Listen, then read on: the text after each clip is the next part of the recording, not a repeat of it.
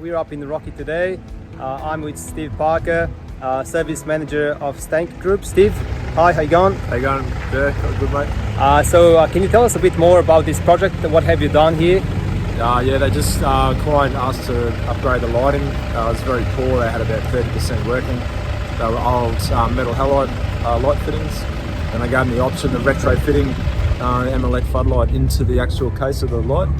So we removed all the guts and mounted it in the middle, and it's come up pretty well. At night time it makes a massive difference, and it looks as though it's part of the fitting at night, and that's cool. Yeah, very happy, and the client's very happy with the outcome. So good stuff. So let's show the guys what it's all about. So you look up here, you can see the fittings there, and there is how many of them altogether? 47 there were in total. So 47 fittings for this car park in Rocky. Have a look. There's a lot of them, and there's a few other projects they've done with these fittings recently here in Rocky.